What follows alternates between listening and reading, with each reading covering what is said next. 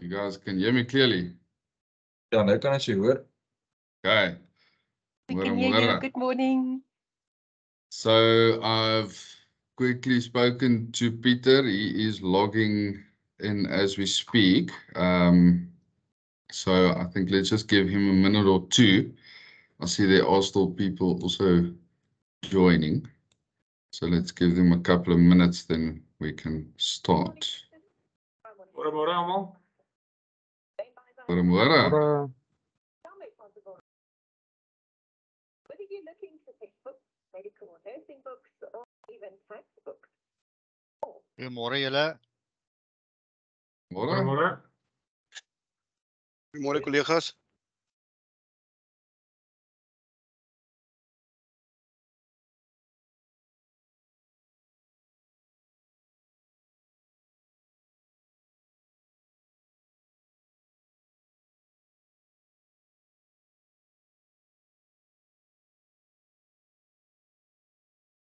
Okay, I just want to give Peter enough time to sign in. We're going to struggle to do the workshop without him.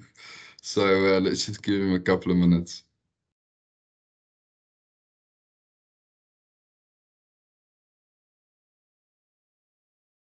Morning, give me like 2 minutes. No problem. Morning.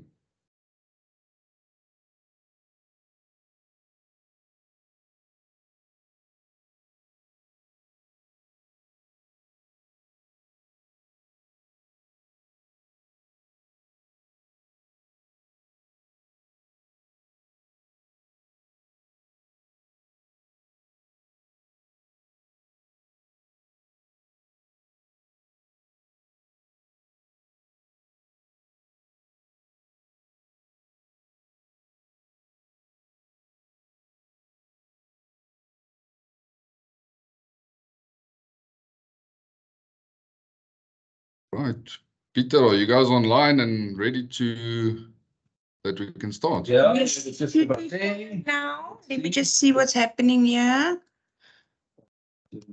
Right, I'm going to start the meeting so long whilst you guys figure your side out and so on. So I think a very warm welcome from my side and the Agbiz team side to everybody. Hope you guys had a blessed and wonderful festive season. So this obviously is the start to 2023, but is also the continuation of 2022. So we did the first part of this workshop at the end of 2022. And I think due to technical reasons and delays and so on, and Peter being very thorough in his explanations, I think we ran out of time. And we saw it fit to continue with the second part this year. I think everybody, the feedback that we received was very positive, and that everybody, got a lot of information out of it, and really saw the need to continue the workshop. So I think from my side too, Peter, thank you very much once again for taking the time, making the effort to put together the workshop for us, and to your willingness to teach us. Peter, just a brief introduction. Peter has got over... Je behoort, ja, kan net probeer inlog aan my kant dat ek kan sien wat aangaan en net my voor. Peter, ek gaan julle net gou mute, laat ek jou net gou introduce. So Peter has got over 30 years of experience in the field, and he's the owner and the owner of ARG Holdings. So ARG Holdings then looks at consulting work, and then also a lot of work with relating to hazardous classification, zoning, and electrical installations. So Peter, thank you very much from my side, and I think to give you as much time as we possibly can, I'll then hand over to you. You'll just have to unmute there on your side. Thank you.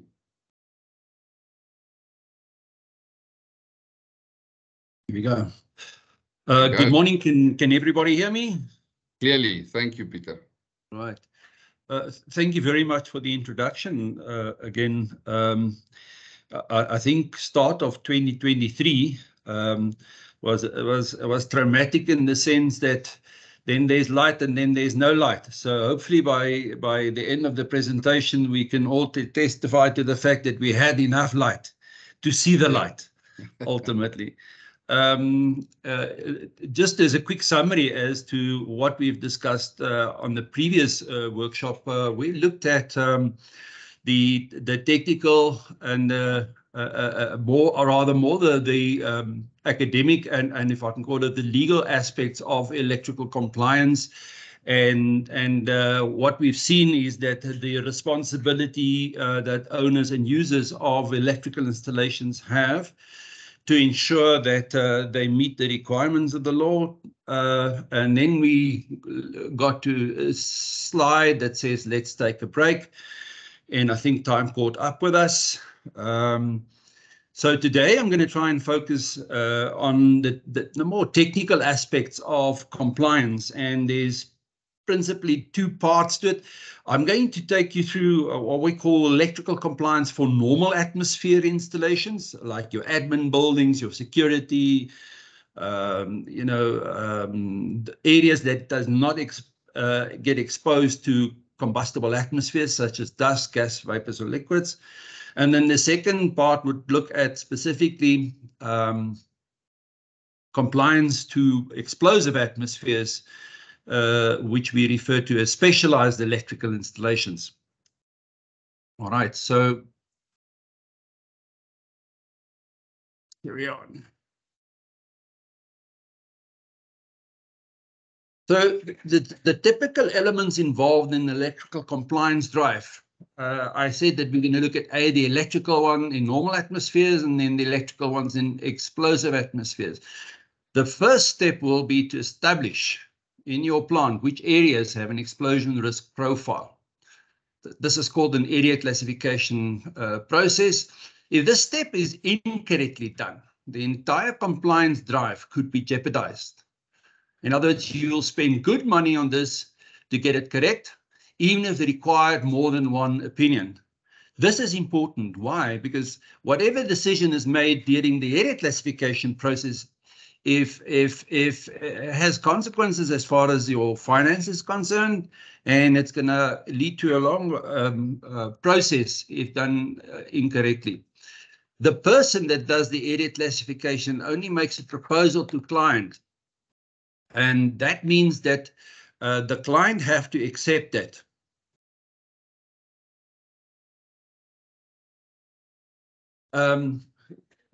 What I mean by this is that you contact someone to do area classification for you, and ultimately the only user of the installation being responsible then has to accept the area classification. Our biggest problem in the industry with this is that we have a lot of guys that does what we call blanketing area classification. Comes into a plant, classifies the whole area, submits his report. The owner user doesn't know of any better. He accepts the findings, which now means that he has to do everything in as far as an explosion protected installation is concerned, which is definitely not the right way to do it.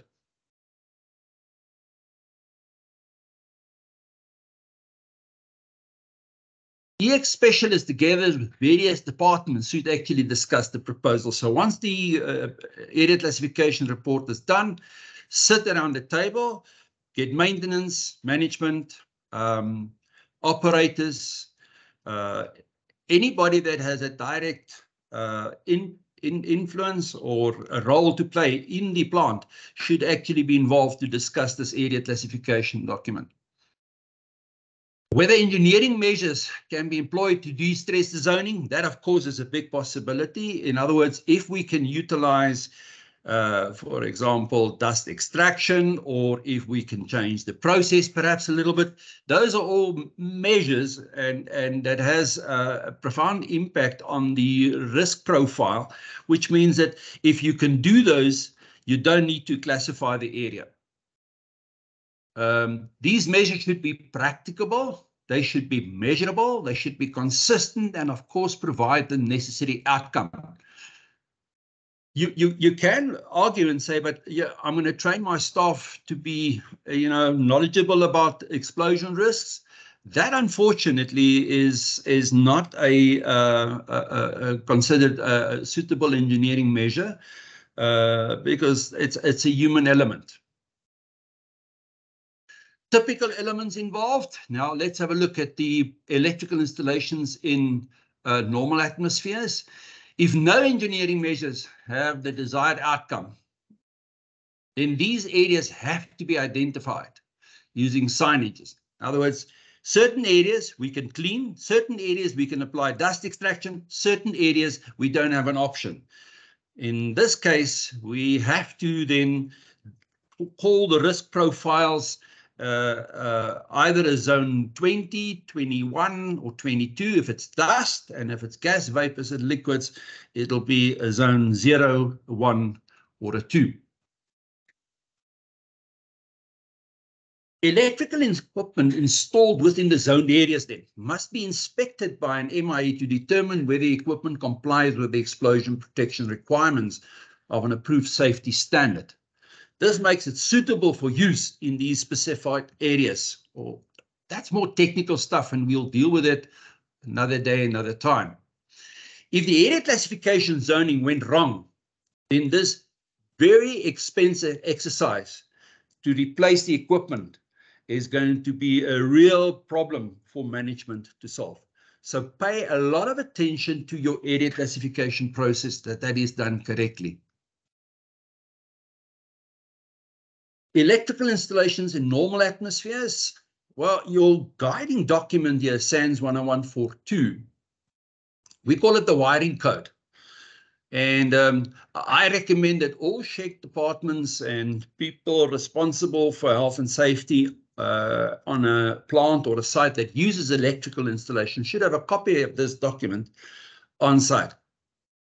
It is also available as a soft. Sorry, Peter, if I can just maybe interrupt there. So with this, obviously with the SANS codes, we'll have to purchase it. Would it be, I don't know, Vessel, just a thought, would it be possible from an Agbiz side to share this, or would every company need to purchase their own? Sorry, Gerard, just what do you refer to? I'm referring to the SANS code that Peter is saying that all SHEQ personnel should have a copy of this available to them. Okay, so look, we are not the owner of that SANS code, so if we cannot purchase it and distributed, make it distributed and make it available to everybody, so it's for everybody's own account to get that SANS code. It's the same with other regulations. You buy a copy, yes, we can't do that. Okay, yeah, but I think this is quite important to maybe note. Sorry, Peter, for the interruption. No problem. I can just perhaps add there that you can purchase a license with the Bureau standards for particular SANS codes, which allows you then to purchase an electronic version, which can be distributed on a network system with limited scope. You will see that a lot of these things will have a footer in the header that says this is the property of, and may be distributed once or twice, whatever. Those are the conditions that SABS would give you when you purchase that particular license to use that that standard rather. The next thing is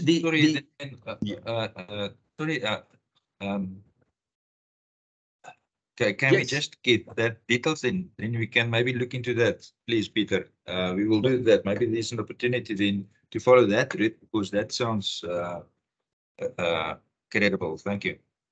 I think, yeah, what I'll do is I'll also give you the complete list of documents which deals with the risks pertaining to explosive atmospheres for electrical installations, and maybe you can build up a little library. I think there's 12 or 14 of those standards.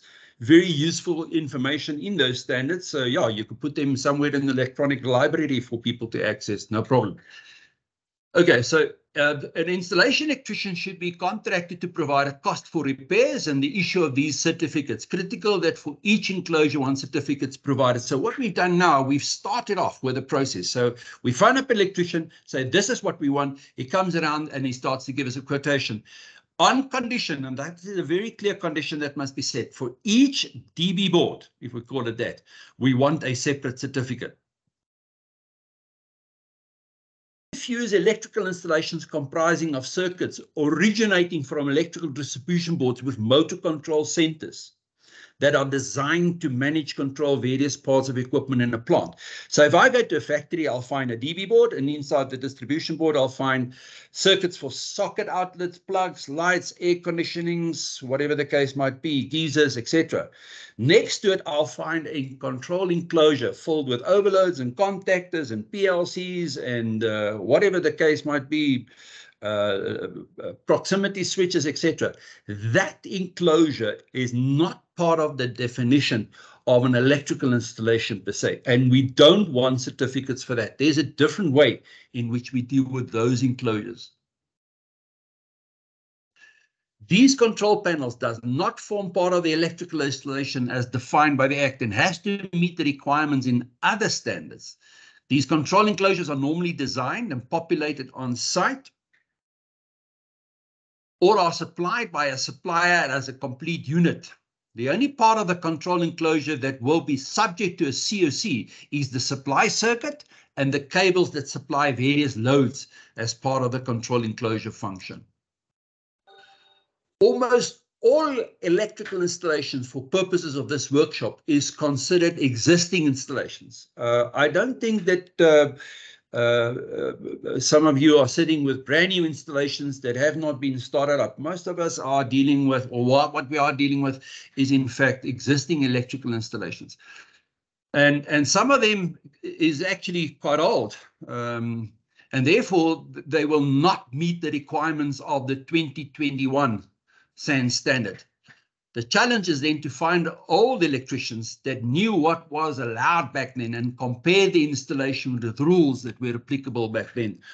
The legislation says an electrical installation have to comply with the requirements that was set up or was in force at the time when it was originally constructed. If you've done changes or maintenance to it, the changes and maintenance work have to meet the new standards.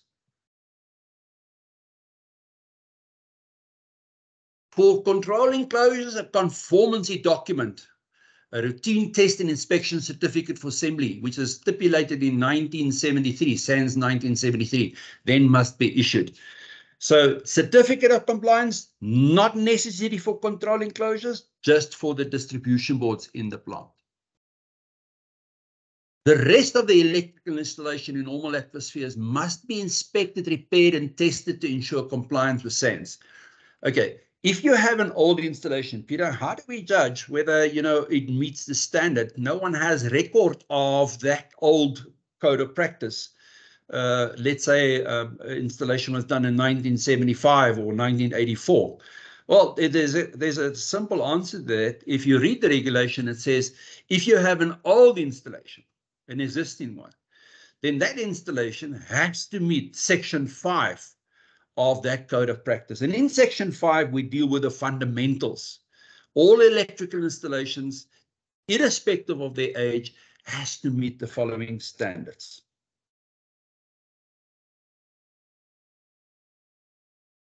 You also get a situation where some registered persons don't want to sign the COCs unless they have replaced the installation, simply because they don't understand the regulations. We call these guys R&R. They are remove and replace kind of guys. Be very careful of them. Electrical compliance can, of course, be a costly exercise. Therefore, it is important that the participants, practitioners, whether from client side or contractors, are well acquainted with the goals and objectives. If a client is unsure, rather consult an expert and make him part of the team to ensure value for money and, more important, value COCs. We find that quite often. And not only in the agricultural industry, in all other types of industry, These guys are specialists in what they do. When it comes to electrical compliance, they trust these guys that come and they sell their trade and eventually end up with a certificate of compliance. They feel comfortable. They've got the yellow piece of paper, but in fact, that paper is worthless because the work that was done is incorrect, non-compliant. Therefore, the certificates are invalid.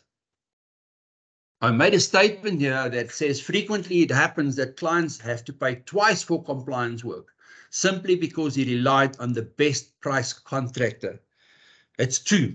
Compliance work is a costly exercise, but be very careful to use the best price contractor. Electrical compliance, especially industrial installations, is a fine balance between remove and replace and reasonable, practicable, safe. I've spoken about the fact that people only simply just remove and replace the stuff, and we've got to be very careful of that. Make sure your CUC agreement with the registered person includes some form of quality control. Some of our clients would not necessarily contract us to do the compliance work. They will either do it in-house or use their local electrician, contractor that they've been working for many years with. And then they would say, but based on the quality assurance element, only then will you be remunerated for the work. Then we get involved and they say, Peter, just check if we have a valid certificate. If there's changes that are required, let the contractor make those changes before we actually accept and then finalize the contract. This validation of work is a very important element if you don't have the expertise in-house. This is perhaps important to involve the quality guy from the onset of the compliance drive. We don't want to end up with a situation where the contractor has done the wrong stuff. Then it has to start all over again. An important fact is to make sure maintenance practitioners are trained in terms of electrical compliance. If not, the old ways will simply jeopardize the money and time spent on compliance. What do I mean by this? Well, so we got the contractor, we got the compliance drive, we got the certificates, but the maintenance electricians on the site, they just still carry on with their own ways, their old ways, and they do whatever they think is correct, which then actually reverses the compliance process. So it's very important that when we go through a compliance process, the maintenance guys are involved. No, you don't fit a socket outlet like that. The reason being A, B, and C. No, you don't wire a light fitting like that because that is non-compliant. Registered persons know that if changes were made to an installation for which they issued a certificate, then they are no longer responsible for the good that they issued. What do I mean by that? Well, the certificates exist. As with any plant, maintenance is required. These maintenance involve some dramatic changes. It could be alterations. It could be breakdown repairs, which effectively makes the compliance no longer valid. So in the event where a challenge is made as far as the certificate of compliance validity is concerned, then the contractor can turn around and say, guys, but you worked on this installation after I finished. Therefore, my certificate is no longer valid. There is a specific way in which to deal with it, and that we will cover later on in our presentation. Sorry, Peter. Yo. It's just a question in the chat, which is, why is it a fun fact? Why is electrical COC yellow? It's a good question. We have printed out the law allows a person to generate his own certificate as long as it's in the same format that is prescribed in the Act. And funny enough, for many years we did our own, and we printed the certificate, not the inspection test report, but the certificate on white paper. Until we've been challenged by clients and saying, no, they're not interested in the white paper, they want a yellow paper certificate. We did an experiment. We issued a completely invalid certificate, as an experiment, and we issued the guy the certificate on a yellow paper, and he was quite happy. So the question of yellow, I really cannot answer that. It's if you look at the regulations and the legislation, there's no color specification for the certificate at all. But there is that tendency in the industry. Yellow is the going color. So yeah, we stick with yellow as well. It just makes life simpler for us. An important fact is the maintenance practitioners. We spoke about that. Be very careful when you make changes to the installation. We spoke about that. The last point on that slide is choose your compliance partners carefully. And although price is a factor, remember what Norman Collins once said: good work ain't cheap, and cheap work ain't good.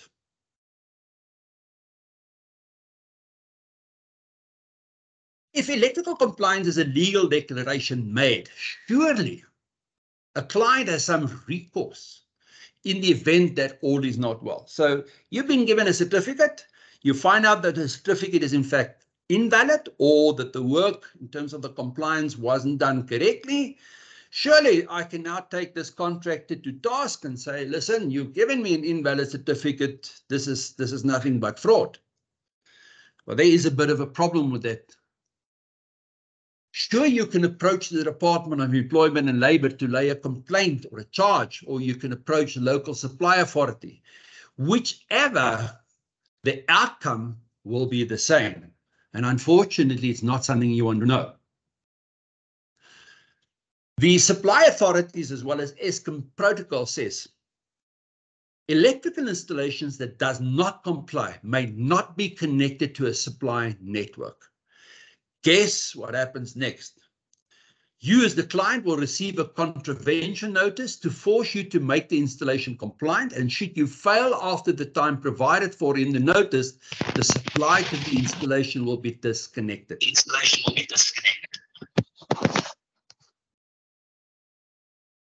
That is, of course, provided that nothing dangerous is found.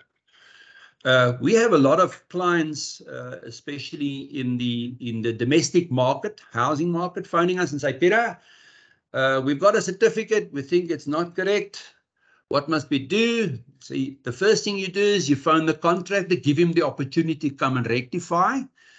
If he fails to do so, I would not recommend you go see council or you go see ESCOM about it. Because as I said, what will happen is that they will simply say, you're the owner of the installation, you're the responsible person, you make sure that it complies. If you don't, we'll switch you off.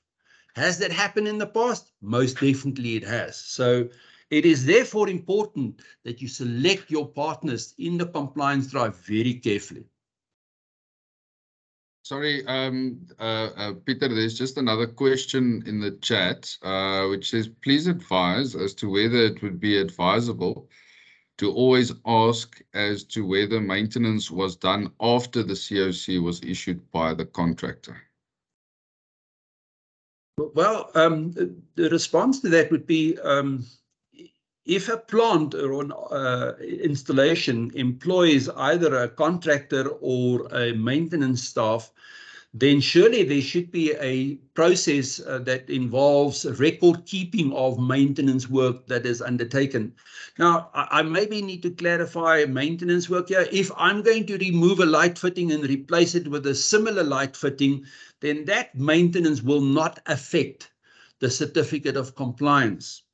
If I take one light fitting out and I replace it with 3 different ones or 3 of the same, but obviously it's more than the one that I removed, then it does affect the certificate of compliance. We use a process whereby a client then has to issue the certificate. It's an electronic COC, and he has to tell the contractor anything that is changed, we want an additional certificate for.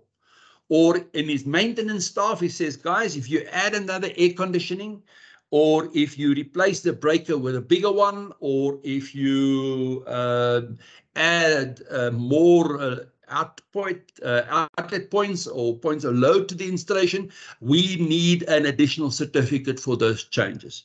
So careful distinction between maintenance and alterations, changes and repairs. If maintenance is done, it does not affect the validity of the certificate. If alterations or changes are done, it does affect the validity of the certificate. I made a statement. It says, once the COC has been issued, make sure that you save an electronic copy. Oh, it's so important. Maintenance guys leave companies or engineers or whatever the case might be, and they put the file somewhere in the library. Whilst they're at the company, they know where it is. When they leave, no one else knows where it is. So perhaps a good idea to make it available electronically, put it on a network so that you know access to that is available under all circumstances. We recommend that regular inspections of electrical installations are done as part of the measures to ensure safety, especially given the theft of copper cables and the unlawful tampering with electrical installations. We find it very often, and I think in your case it is similar. It's just rife at the moment, the theft of copper, and that affects a crucial part of electrical installation safety, because the earth cables are stolen, which means that the installation is left without protection in the event of an anomaly or an electrical fault condition. So please make sure that you go through your installations regularly to make sure. It is surprising how much time and effort is spent on testing earth leakage devices. I come across a lot of this in the industry.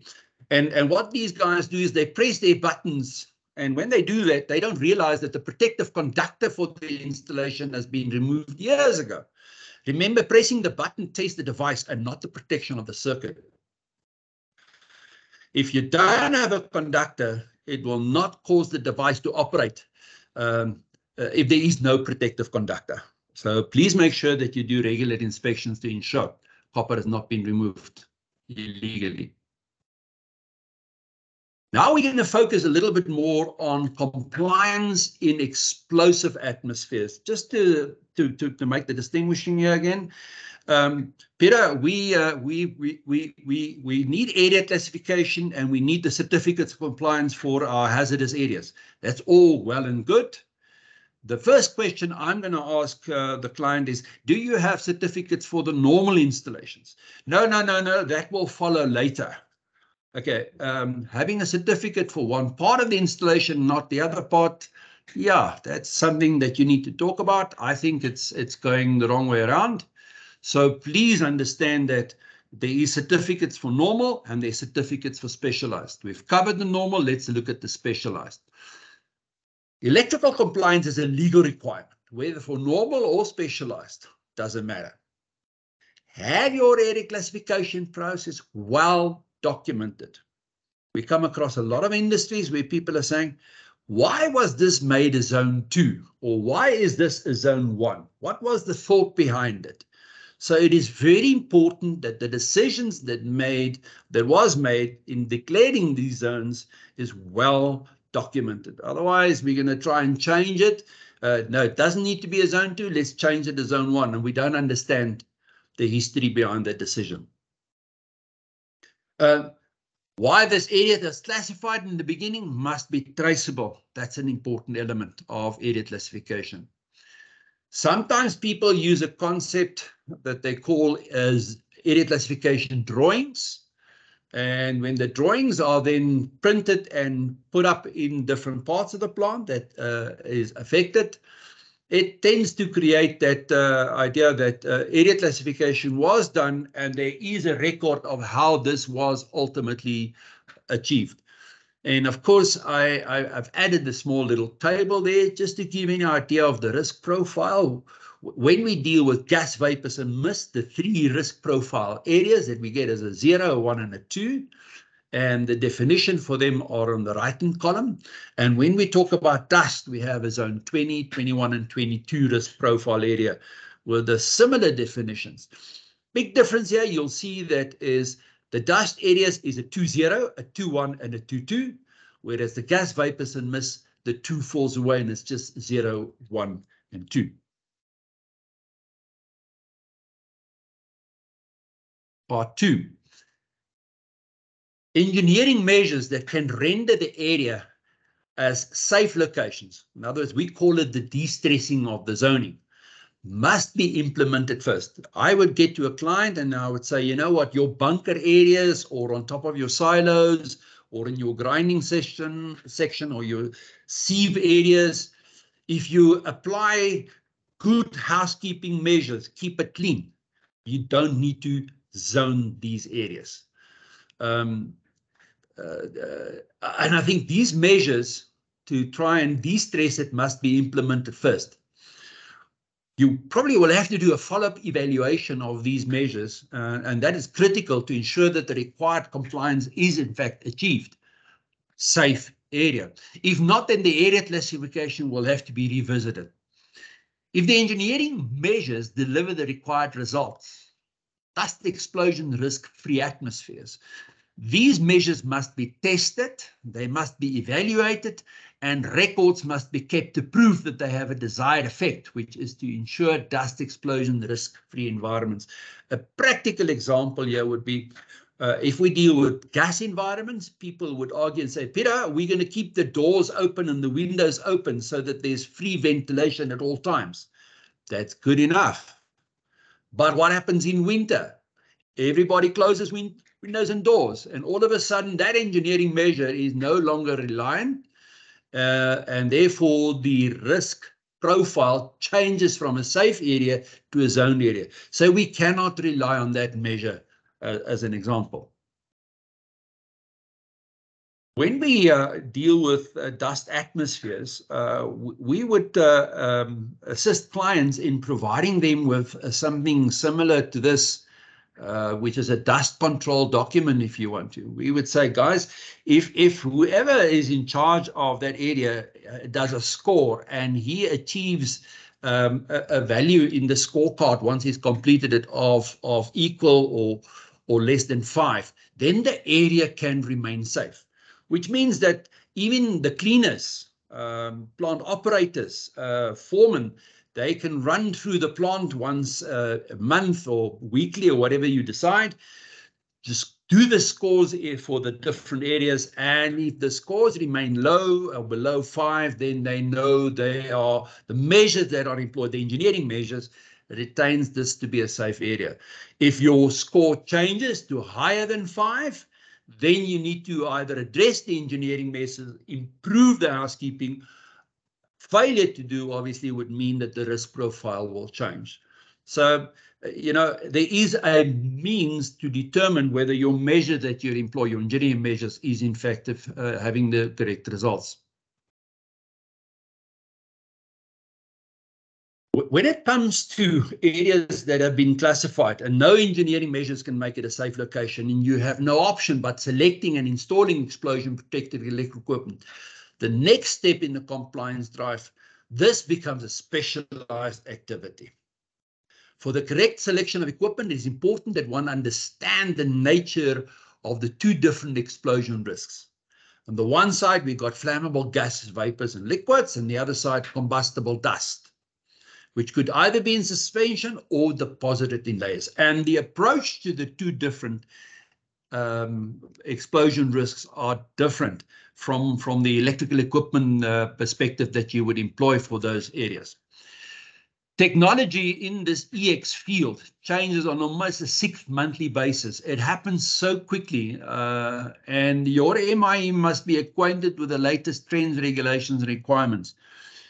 I'm not saying that the older MIEs, you know, have lost track with technology. There's a lot of them that keep up abreast with the latest changes, but just make sure that the guys and talk to other people that have implemented these measures and find out what is the latest technology if you're uncertain whether the guy is in fact having the correct information.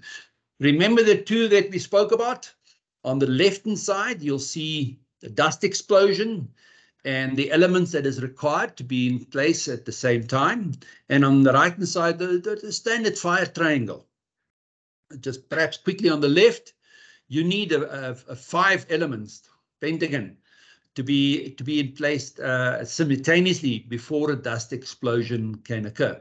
And if you look at that and you ask yourself, Peter, if we remove one of those elements through an engineering measure, have we then satisfied a non-risk for? The answer is yes, you have. Obviously, you can't remove oxygen. In a confined space in a silo, you're going to really struggle to get that right. Inflammable substance, we're dealing with dust. suspended in air, perhaps we can deal with dust extraction to the area of that. So any of those elements, if you remove them, your potential for a dust explosion is 0. I've just included in that little table here, and I just wanted to highlight the following. If we look at on the left-hand side, the type of dust, and then somewhere in the, well, not somewhere, but right in the middle, you'll see ignition temperature. And for maize, for example, if you have a cloud, you need a temperature of about 400 degrees Celsius before you'll ignite a maize dust cloud. If you have a layer, let's say maize dust that are deposited on a hot surface, then that surface needs to reach 250 degrees Celsius for it to ignite. Have a look in the right. That's actually quite high. I didn't realize it's that high. Yeah, no, that is fairly high, but let's just talk about something like a roller bearing. When you have momentum on a roller bearing and it starts to seize up, that metal can very easily become, red hot. And hence, the 400 degrees Celsius is not that impossible. It might be for a short duration, but it definitely is possible. Something else, if we take a short circuit condition that occurs, copper needs about between 800 and 900 degrees Celsius to melt. So if you have a short circuit condition and the terminals burn off, or they simply melt the copper wires, then you can easily get to that kind of temperature. On the right-hand side, let's talk about minimum ignition energies. These are the joule values. And if you can look at it, it's for maize, you need 0.04 joules. And that means you would probably talk about 40 millijoules to cause an ignition. And the last column talks about the grams per cubic meter. I always use a rough estimate, and I say to my clients, guys, if you are unable to see your hand stretched out in front of your eyes, then you really need to be worried, because now you are walking and approaching the domain of the minimum quantity of dust necessary for an ignition source. Anything below that, your chances are very little. The problem that we, of course, said is that when are we going to reach that quantity of dust? So not a very reliable measure to disqualify or qualify an area, because, when we have a leak, there is more and more dust depending on the size of the leak. Okay, and of course you have the other stuff for soya flour, wheat flour, wheat straw, etc. Just to link with the previous slide, on the left-hand column, you'll see what kind of energies is developed when you do welding, sparks, sheath of impact sparks in mills, a grinding spark, electrostatic discharge impact spark.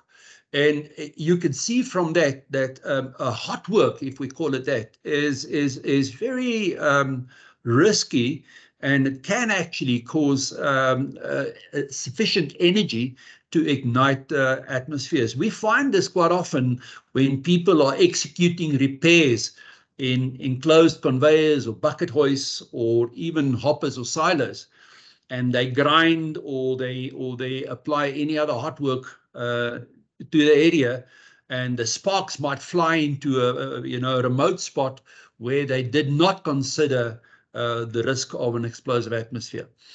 The red part, hot surfaces can ignite dust explosions in 2 ways. The first, by causing the lying dust to burn, or the dust deposit to burn, and the second by direct contact with the dust cloud. The chances of igniting a dust cloud are less, as this requires a surface temperature over 400 degrees Celsius to supply enough heat for ignition. 2, but then again, if you have a dust cloud ignition, the consequences of the detonation is immense. It is severe.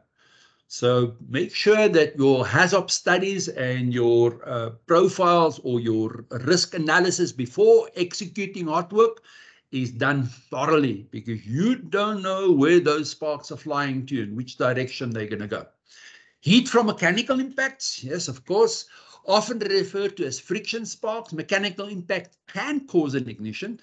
This is not to be confused with friction burning, in other words, when a belt slips and slowly heats up, which is much less likely to cause an ignition source. Friction sparks can be particularly dangerous, resulting between two metals.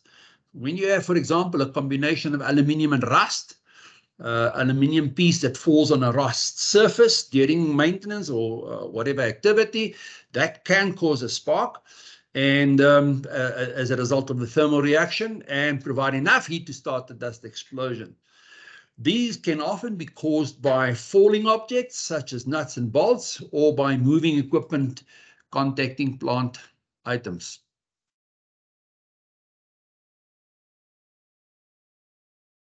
Here I want to talk quickly about the difference between a primary and a secondary dust explosion. That's very important to understand that. The concentrations needed for a dust explosions are rarely seen outside of process vessels. Hence, most severe dust explosions starts within a piece of equipment, such as a mill, a mixer, a screen, dryers, cyclones, hoppers, filters, bucket, elevator, silos, aspiration ducts, and a pneumatic transfer system. So the explosion starts there inside the equipment. These are known as primary explosions. It is important to note that one of the main differences between the dust explosion and flammable gas hazard is that a gas vapor explosion rarely happens inside vessels. I mean, inside a gas pipeline, yes, of course we've got gas, but we don't have that much oxygen. So due to a lack of air oxygen to support the explosions, we find that dust explodes much easier in a confined space than what gas or liquid would do. However, with dust, it is generally suspended in air in process equipment, unless the vessels are operating in pure nitrogen, which can still pose a problem with metal puddles, which can allow dust explosion conditions to occur. This can then cause the vessel to rupture. If it has insufficient pressure release devices, venting, or if its design pressure is too low. Vast air movement caused by a rupture of the equipment results in dust deposits to become airborne.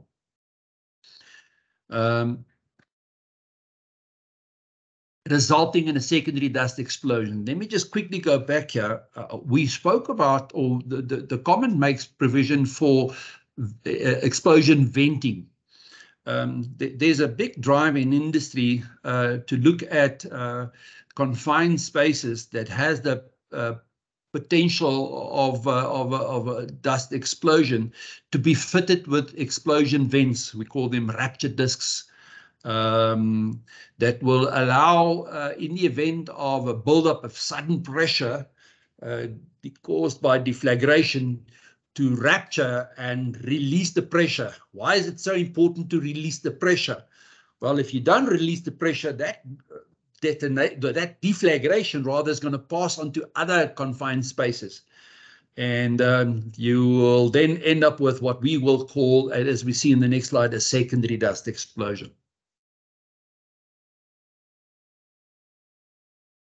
So a secondary dust explosion principle, very quickly, we've got dust that's settled on a flat surface. We have some event, the explosion inside a hopper, a silo, or perhaps a conveyor or bucket hoist that causes air movement, and the dust deposited now becomes airborne. And if we have an ignition source, then that dust cloud external to the equipment is ignited, and that is referred to as a secondary dust explosion.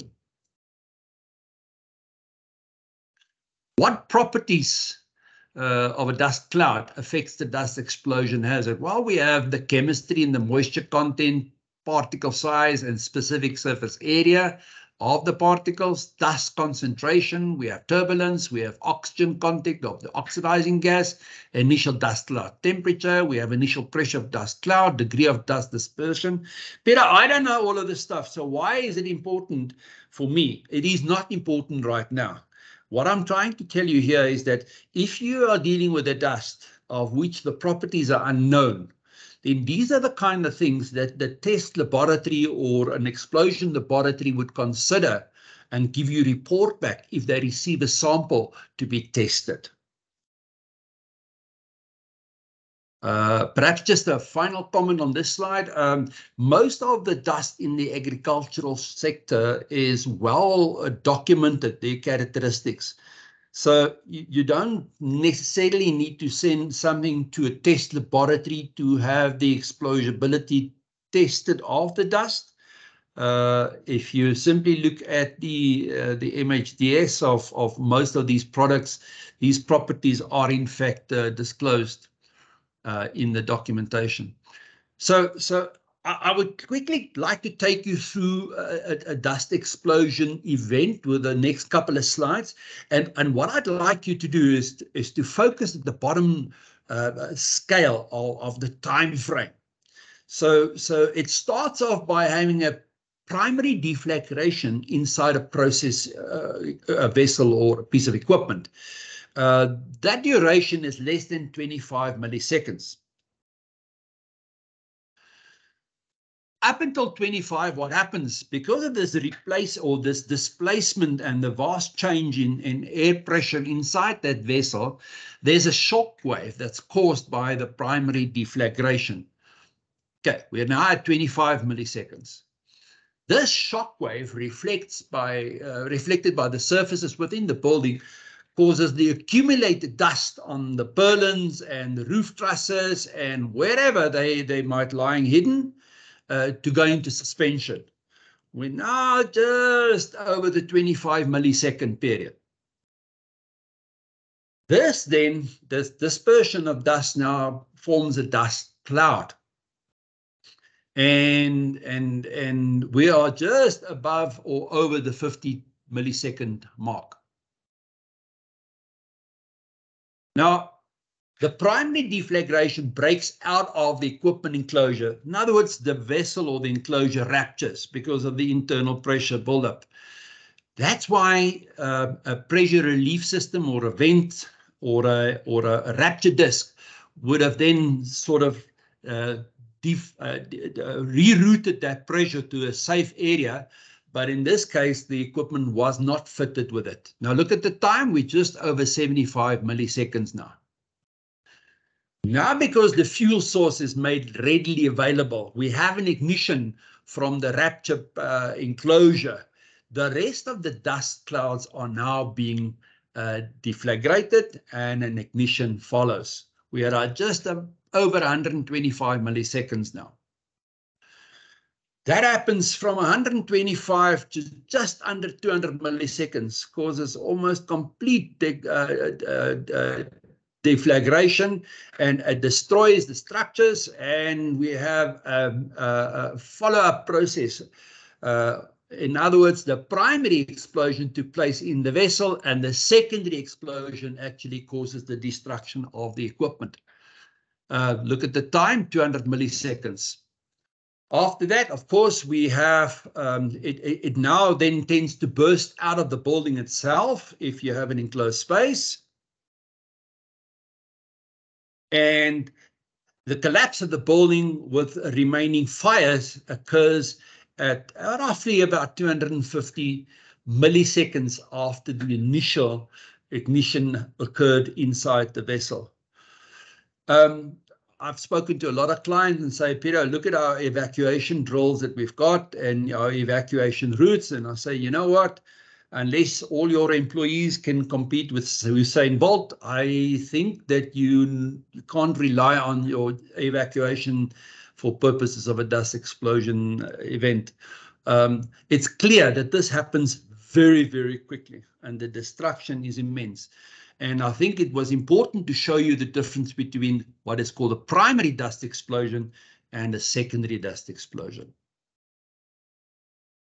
So part 4, selecting explosion protected equipment suitably rated for the different categories of the atmospheres is sometimes challenging. Therefore, you need an MIE, master installation electrician that are well trained to select and to install it. Challenges. the MIE sometimes makes his choices based on explosion risk, but not necessarily on best suitable for working environments. We all know that we're dealing with dust. We all know that ingress protection against the penetration of dust is an important matter. And we need to ensure that where the equipment is installed outside, the ultraviolet rays shouldn't affect the surface area. And of course, if it's in a wet area, we don't want any metal parts because that would be exposed to a rust component. EX equipment come in a variety of materials and they're all suitable for application in a particular zone, but some are made more durable, stronger material than others. The MI needs to understand and have a bit of insight into the specific industry for him to select the best option based on environmental conditions as well. This I probably see as a challenge as well, because not a lot of these guys would operate in dust environments. When we talk about more industrial and let's say commercial environments, the big focus is on vapors, gases, and liquids, and not so much dust. Explosive atmospheres. A good example here would be if you select an EXD, which is called an explosion-proof electric motor. The explosion technique is called explosion-proof. For use in a high moisture atmosphere, it will offer a lot of challenges to the client in terms of rust and, of course, in terms of water or moisture penetration into the enclosure, which will not make it suitable for selection in that area where there's a lot of moisture. For the purpose of this workshop, we definitely don't want to go into too much technical detail for the different types of explosion protected equipment. I think that's another day, another time environment, and particularly a different audience where we want to deal with the people that are actually going to do the installation and certify them at some point. We're therefore going to cover other important associated measures. One of the most critical elements is, of course, earthing, and I'm pretty sure people in the grain handling industry are acquainted with the requirements for earthing, particularly dealing with static charges. So static sparks were long thought to be incapable of igniting a dust cloud, although today they are known to have been a cause of dust explosions where equipment has not been earthed properly. The static electricity buildup in dust processing can be large as charge is transferred from particles to the vessel. There are several different types of electrostatic discharges. We get sparks, we get brush, we get corona, we got propagating brush surface, and lightning discharges. The most dangerous type are spark discharges, which occur when charge buildup in a conducting unearthed items and is then discharged to earth across a small gap as a spark. Very quickly, when you have various surfaces touching each other, on and off, like you have with maize passing through a conveyor or over a conveyor, or pneumatically transport flour or something, these dust particles make and break contact with one another as well as with the surface of the duct or the pipeline, and that make and break contact actually is the root cause of static charge. So if you think that you're going to use plastic pipes or conductor or non-conductive surfaces for your enclosures, that won't help much because the charge is inherently to the dust particles and not necessarily between the particles and the surface area of the duct or the pipeline. So, the first thing that we would do if we're going to deal with compliance repairs in a plant is we would go with a roll of copper wire and start to bond. Make sure that there is no potential difference between conductive surfaces. And I've done a little bit of an illustration here just to show you where you can apply bonding conductors, and ultimately the bonding needs to be earthed. So that in milling operations and silo and grain handling facilities is an important element. If you want to go to a little bit more in depth and more in detail, you'll see that you have a hazardous area here or a zoned area. Then you have an enclosure or the instrument cabinet. Then you have the transformer, which is that little star device there in the right-hand corner. Then you'll have an earth consumer bar. And of course, you'll have the earth spike in the ground and the various earthing elements. And from this picture, it's obvious that if you have a conductive surface, you have to make sure that it's bonded and earthed.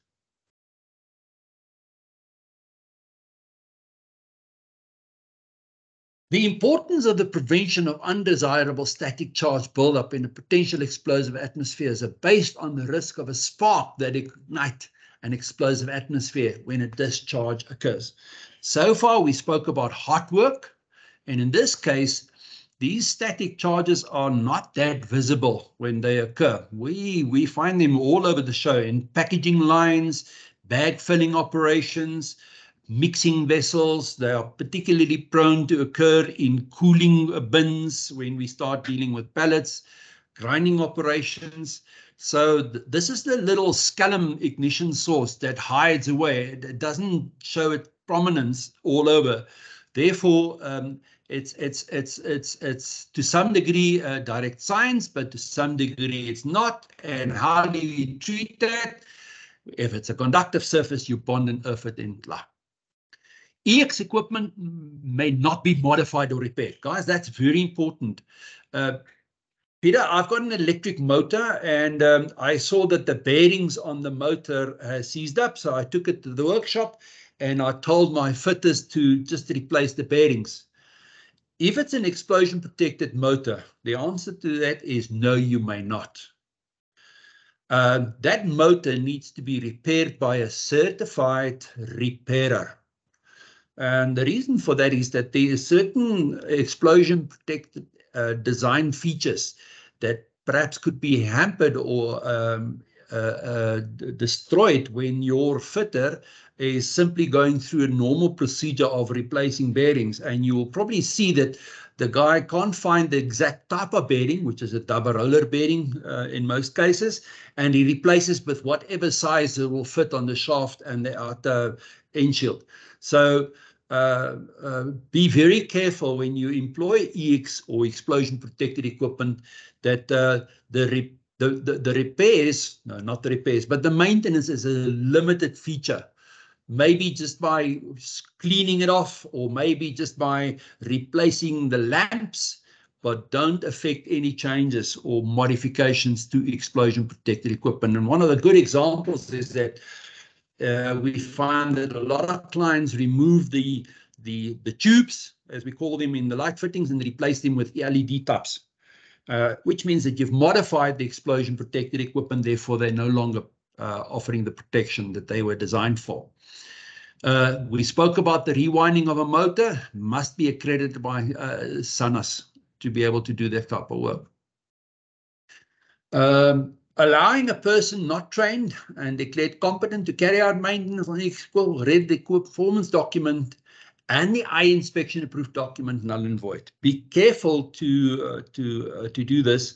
I've come across many installations where the guys have fitted brand new equipment, explosion protected, and then they decided to make small modification to fit an extra gland onto it, or perhaps to, fix them by drilling a hole through the enclosure to properly secure them on a surface. And with those changes, the equipment is no longer certified to protect against an ignition in the area. So be very careful what you do. Specialized electrical installations must be inspected at least once every 24 months. The legislation says that if you have EX equipment, have them inspected. A minimum duration between inspections must be 24 months.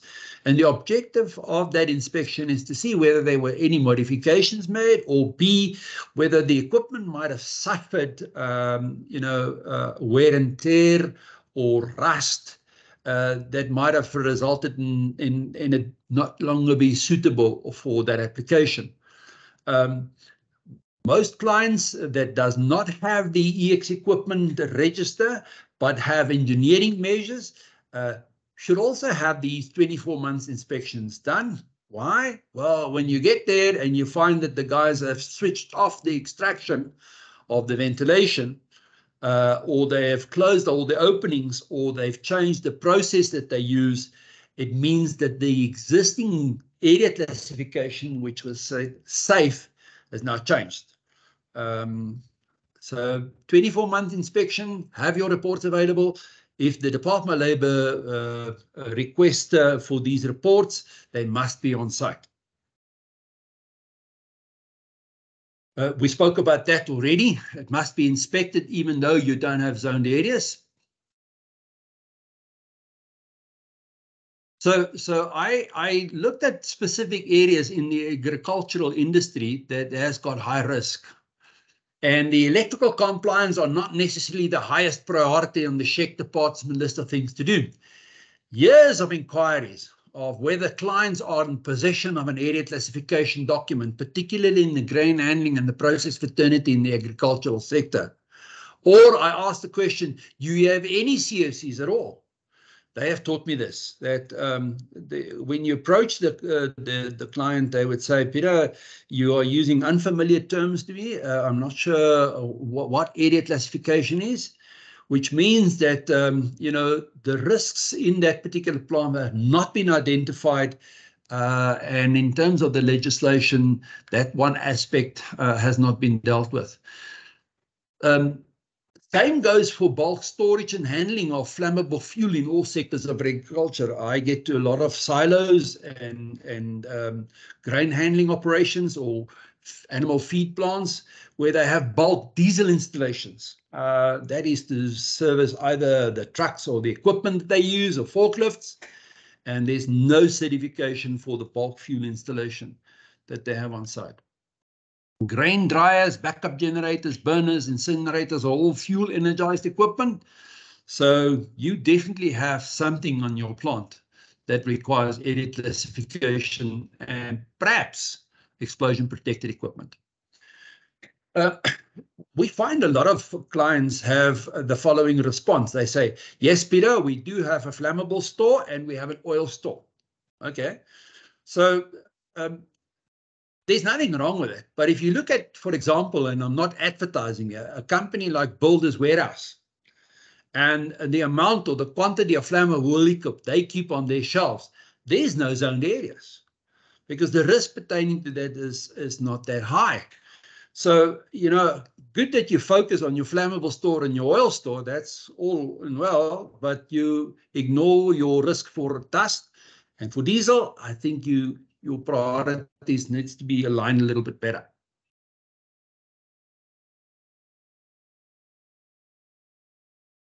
The new thing in the agricultural industry and not only there, but in general industry is off the grid, which brings its own set of challenges.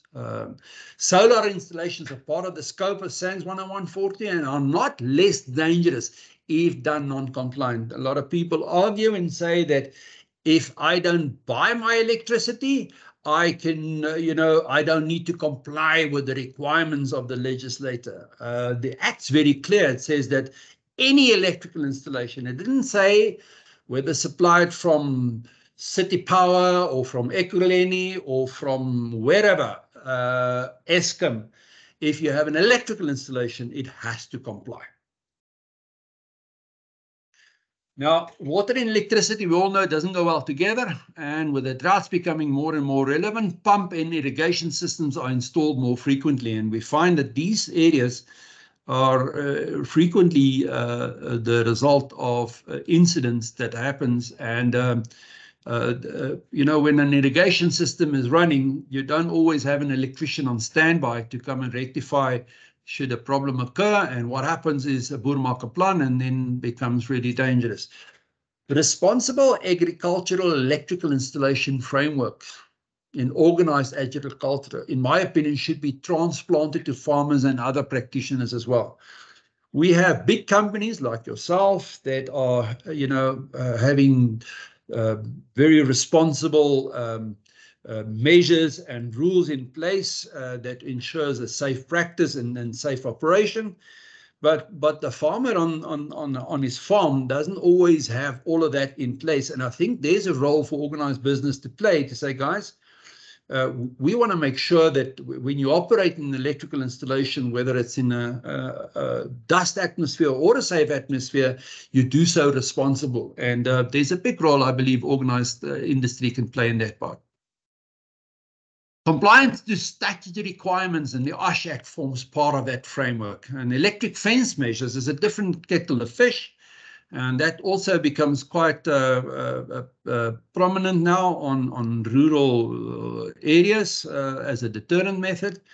And yeah, although the principle is not that intrigued, you find that a lot of people do still get it wrong. And in fact, there is a certificate of compliance necessary for electric fence installations. The lack of rural development or scarce skills rather makes electrical compliance a huge challenge for this industry, the agricultural industry, because in rural areas we're lucky if we find a good electrician.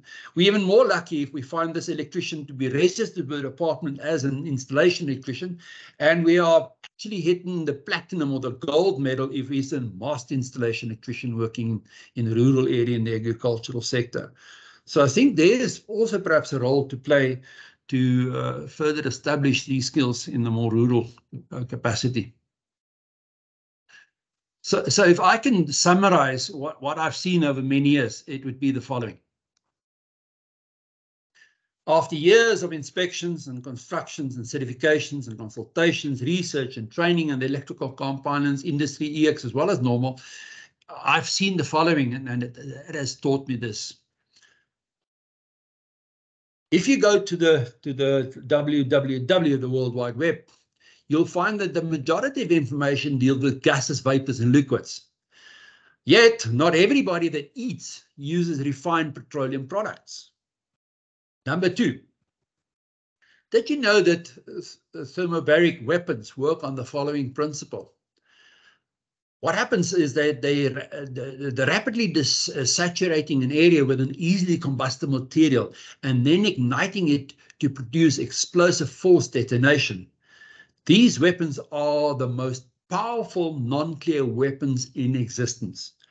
Now, if you think back about the slides that we went through to explain the secondary dust explosion, this is exactly what happens. Fiery or fiery mines and industrial flammable vapors and gas industries have a very big explosion prevention research facility in the world. Yet, there's not much happening, and it's known about the risk which affects ordinary farm workers and dust plant operators. Number four, the USA, United States of America, had a man walking on the moon as early as July 1969. Yet,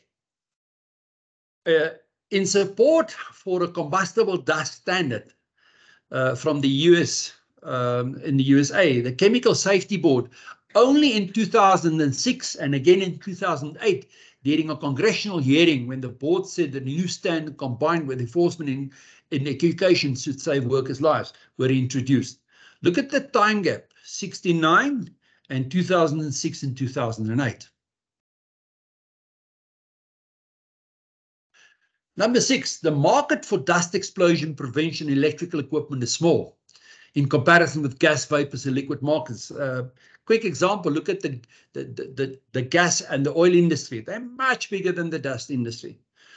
So the explosion equipment for dust particular areas, the EXTD equipment industry, will not invest heavily in a market that does not sell big numbers. I mean, everybody understands business. You don't invest if your market offset is small compared to the other industries. Number seven, with agricultural and specific grain handling infrastructure, largely based in rural areas, and most of the willing linked to agricultural in more commercialized industry areas, skills that can deal with the prevention of dust explosion risk in rural areas particularly is a challenge. Most farmers simply have to mark a plan. Because, when you phone someone, you say, listen, I'm in Ventersdorp or I'm in Middelparys and Viljoenskroon or whatever on a farm, Electricians will say, you know what, it's going to take me, 4 or 5 hours or 3 hours to travel there and 3 hours back. I'm not interested. So it is in a rural area a challenge to get these expertise to deal with it. Number 8, if the agricultural grain handling industry, with its genetically related to combustible dust atmosphere processes, if they're the stepchild of the explosion prevention industry, who will heighten that status of the explosion risk from a statutory applicable SHEQ compliance to an ownership status, as ownership is the long-lasting solution to turn around the lack of compliance? I don't think we can wait till we have a man on the moon before we make this matter seriously. We take this matter seriously. And what I'm trying to tell you here is that organized industry should, take a step or take a position in that says, you know what, we're going to assist our suppliers to make sure that they understand the risks involved with dust explosions, and that we would play a significant role in ensuring that they can actually provide us with a quality product using safe processes. If we're going to wait another 10 years or 5 years, I think statistics might prove that we waited too long. Hence, the comment of we can't wait till we get a man on the moon before we indulge in this. Number 9, being involved with the Department of Employment and Department of Labour of Education as an examiner for many years. I was responsible for the wiring code and specialized electrical code exams. The knowledge on platform available to cultivate this knowledge does not exist. In other words, you try and apply practical scenarios, and then the response from candidates will say, we stay in Johannesburg, we don't go to a farm. And that becomes a bit of a problem. And therefore, we cannot simply rely on the examination and the education part to deal with our problem. Ours is the problem that exists in the practical scenario at site. And therefore, I think that organized industry should play a more prominent role. Point number 10, direction must come from industry-specific structure organizations to make a change. Number 11, develop, for example, national best practice codes, similar to the ones that the USA have done for maintaining safe working environments in dealing with dust. This is not to replace national approved safety standards, but to enhance the requirements stipulated in the standards with explanations and descriptions of workplace-related actions and activities. I don't want to say that we should write a little book that says how to deal with dust atmospheres on the farm. I think that may be a bit sounding too simplistic, and I probably will not be able to recreate every condition that exists within the grain industry or the dust industry. But I'm pretty sure that one can organize some guideline documentation that says that if you do that kind of process, or you're involved in this kind of process, the following steps should be a part of your managing that risk. Things like that, I think, can make a huge difference. I made a small little comment there because I don't want to get myself, slapped on the wrist. You can read that comment. And then point number 12, dust explosion risk awareness training programs for the agricultural grain handling industry employees and practitioners. That is farmers, transporters, maintenance contractors, as well as electrical compliance for all other sectors that don't have potential explosive atmospheres, but are using electrical energy as a safe, or rather, as far as my knowledge is concerned, almost non-existing. And if it does, it's not industry specifics. Perhaps I'm wrong. What I'm referring to here is that I have not come across a program offered that deals with dust-related process activities and how to safely navigate compliance for these kind of installations. And I think people best suited that are heavily involved in the grain industry, in the grain handling industry. Number 30. You could establish a dust explosion prevention officer position. I find that, and we recommend that to big and larger scale operations. We say, appoint someone that we can train to be familiar and to be acquainted with the risks that the company is dealing with as far as explosion hazards are concerned, and then let him execute and regulate changes and whatever process and measures that are employed. In your case, or in the industry's case, I don't think every plant, but maybe every business should have an explosion prevention officer. This would not be a formal qualification that he gets from the Department of Labour. It is simply a title, and then we would equip him with the knowledge, or the company will equip him with the knowledge to be able to provide that services to the industry.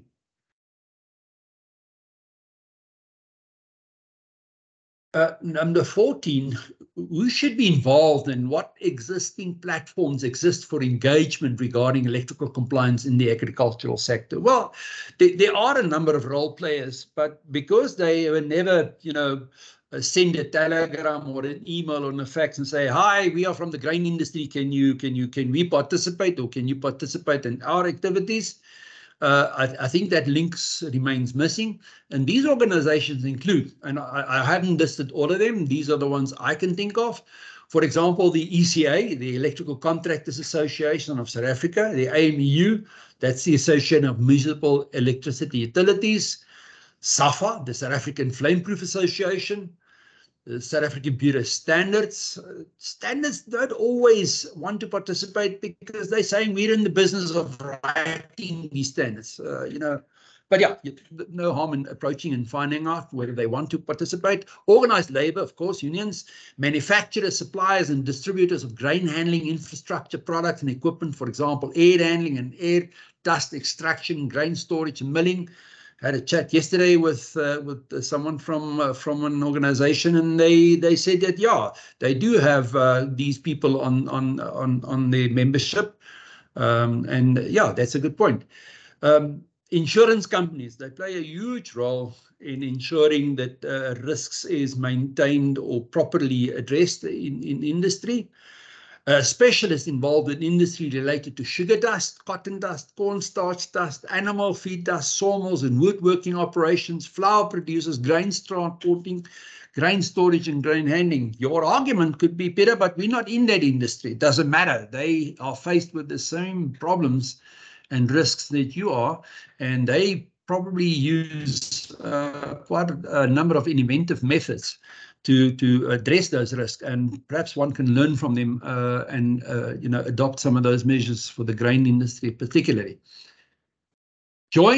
There's a company known Dust EX Research. They're from the United States, a company with a worldwide focus on increasing awareness of combustible dust hazards and reducing personal and financial loss from fire and explosion incidents. And I've joined the company, and they send regular newsletters and incident reports and investigation reports. And if you study those, you can actually see where it went wrong, and that maybe create a familiarity to sites and processes that I know of, and I can advise clients to do things a little bit differently.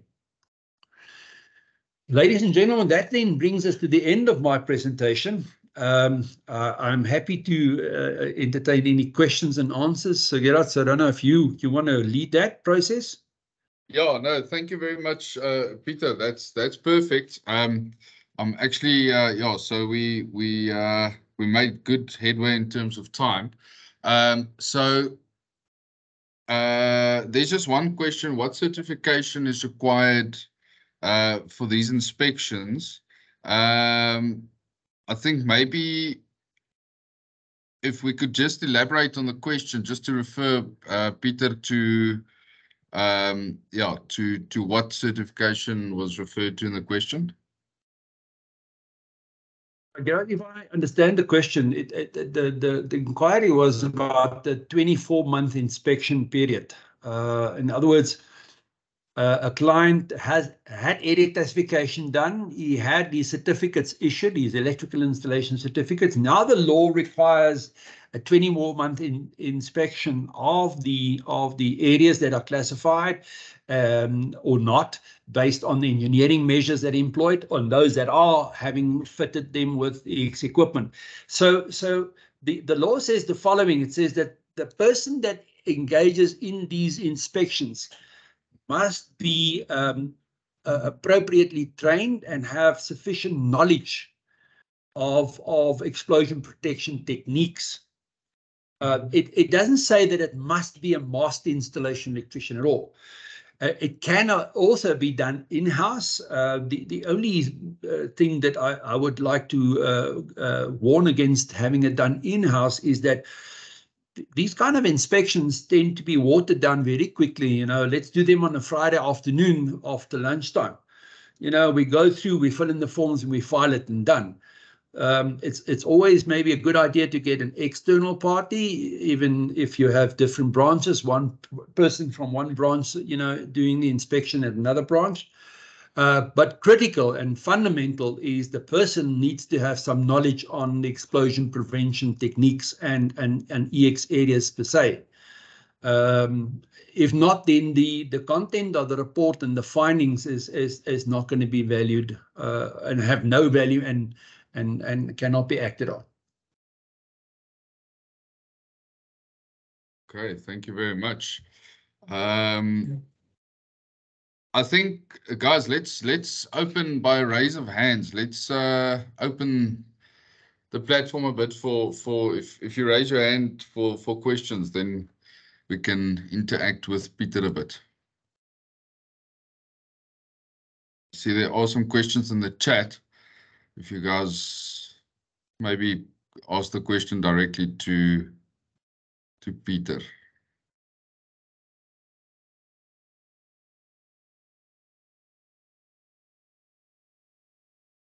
The silence is deafening.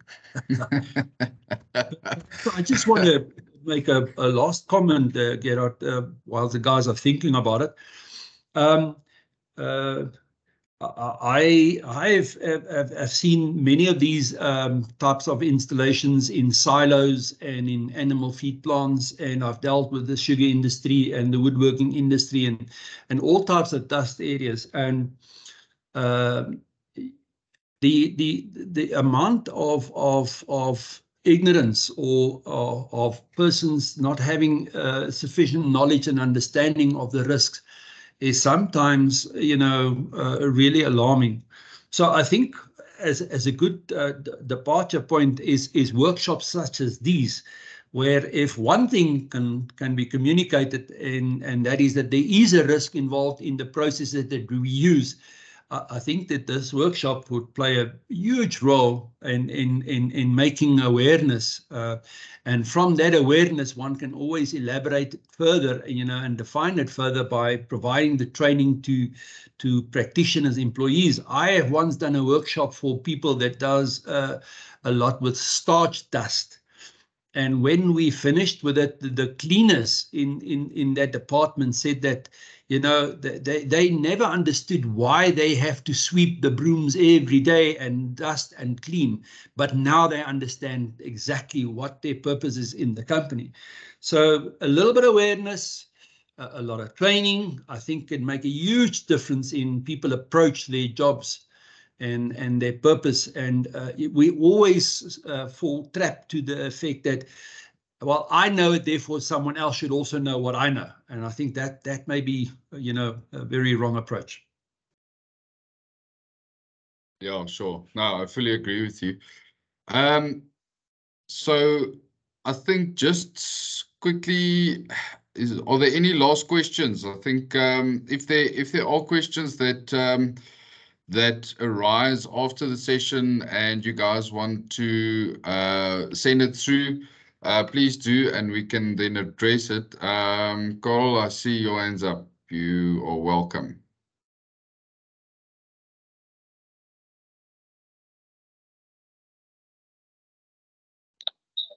Ja, Karel, from JWK.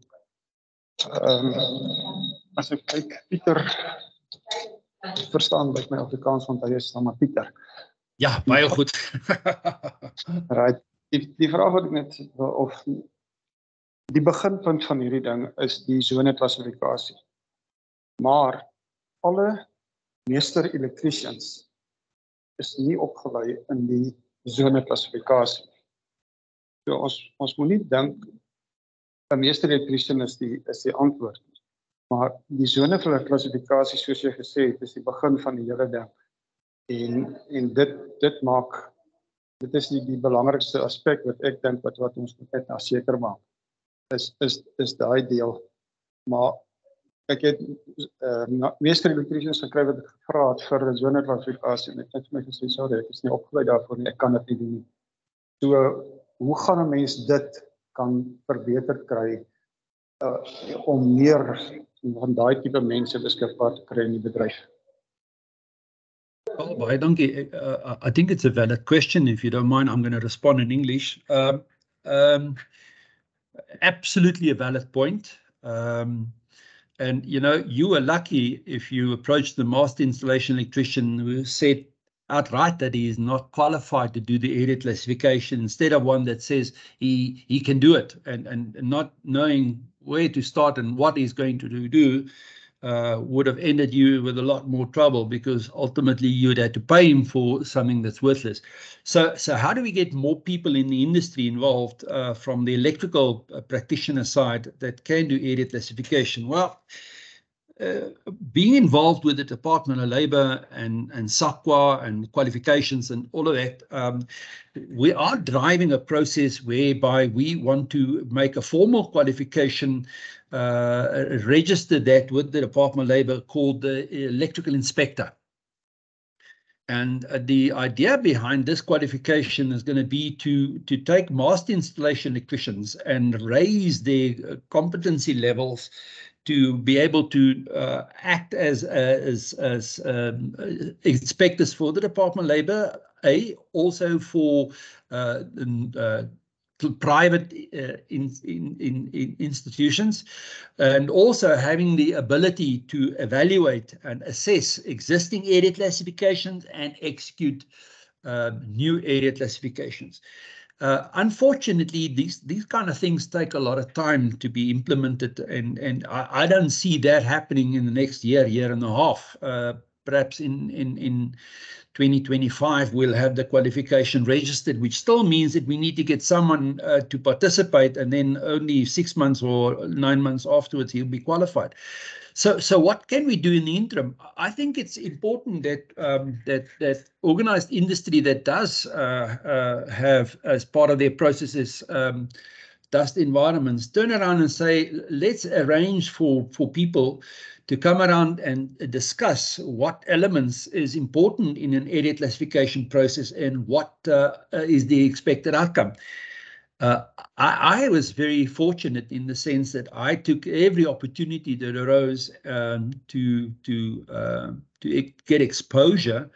And of course, I always say that area classification is about 10% collecting the evidence, and it's about 70% research, and the remaining 20% is actually presenting the report to the client in a manner so that he can understand it. So in short, to answer your question, it is going to be a challenge. There is some institutions and individuals that understands the grain and dust industry that can actually do a proper job. But again, rather, lucky you that you got an MIA that said he can't, than having one that says he can. You paid him and you ended up with, nothing of value. So yeah, it is a challenge, but I think workshopping, getting the guys involved, understanding a common principle of what it entails. I have trained a number of these guys in our simulated environments, taking them to sites and showing them these are the things to look out for. But you need to have experience, and I think that probably makes a huge difference when it comes to a really good area classification activity. Peter, just something from my side that's jumping to mind. I'm not sure if you can yet share the information, but I think it would be quite valuable to sort of put it out into our industry, what the requirements would be for completing such a course, and so that we can almost start thinking who are the people in in the grain management industry that we can put forward to do those qualifications. I think just to do some groundwork. So I don't know if there is any information that you can share with us so long via email to circulate.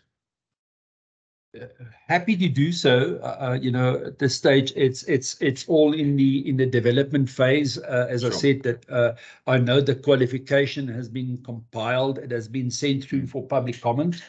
And I think the one phase is the implementation, and the second phase, of course, is or the one phase is the actual legislation, making it legal, and the second phase is the implementation. Now we need to approach institutions that would develop courses and actually offer those courses. The other point, but yeah, I can share that information. The other point that I just wanted to make quickly is that earlier on in my closing comments, we spoke about what we call an explosion prevention officer. I think that person can play a huge role in an awareness campaign.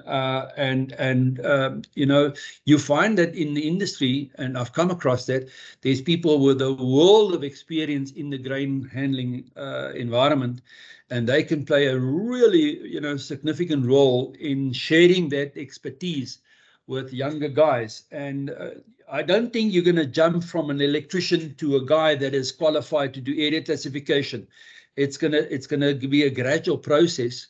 And you know, you get some of these old guys that are really, they are a wealth of experience, and I'd like to see them being part of a discussion group or a workshop or an organized platform where they can share their experience, and we can maybe learn from that and get other guys to understand these risks. And once you have a good understanding of the risks involved, then area classification is possible, and one can then say, now you understand what you want to do, now you can go do it, here's the qualification. So don't underestimate the importance of that explosion prevention officer. I have taken a couple of these guys from big industry, you know, motor manufacturing, steel manufacturing, and we call them their expertise, and we share on a regular basis on a work group principle what happens in their industry, what did they find out, and then they all of a sudden become, you know, equipped with knowledge, which they then take back and they can apply in their particular industry, in their field. And I say that those are probably the best candidates that would be able to do, to find a master installation electrician to come to Viljoenskroon and do area classification. Boys, I think that would be a bit of a, you can find the guys in Boksburg, by the way. Hulle is really correct. Hulle weet wat gaan. But I think you've got to be very careful in your selection. So don't underestimate the importance of that explosion prevention specific person in the industry. No, that makes absolute sense. Yeah, I don't see any further questions or raised hands at this stage, Peter. So if there are any questions that arise at a later stage, we'll definitely give it through to you. But yeah, I think from my side, just thank you very much for all the effort that you put in and the willingness to help us understand this topic a bit better. And I'm sure that that this is a bit of an information overload, but I think it's very valuable information. So I think from my side, thank you very much. Annelies or Wessel, I'm not sure if there's anything from your side.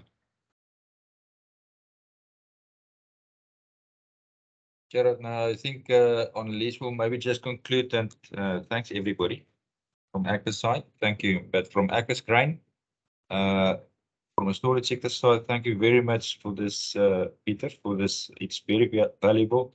I have some questions, but I will send that to you afterwards. It's not specifically on the content, but maybe on the edges. Thank you so much, Gerald. Thank you, Peter. Yes. Thank you for everybody. Thanks, Wessel. From my side also, Peter, it was incredibly interesting, and the attendance once again was very good. I think this has added a lot of value, so thank you very, very much. And also to you, Gerard. Have a nice day, everyone. Thank you very much. Thanks, everyone. Have a good day and rest of the week. And yeah, we'll communicate the next workshop through to you at the soonest. Thank you, Peter. Have a good day.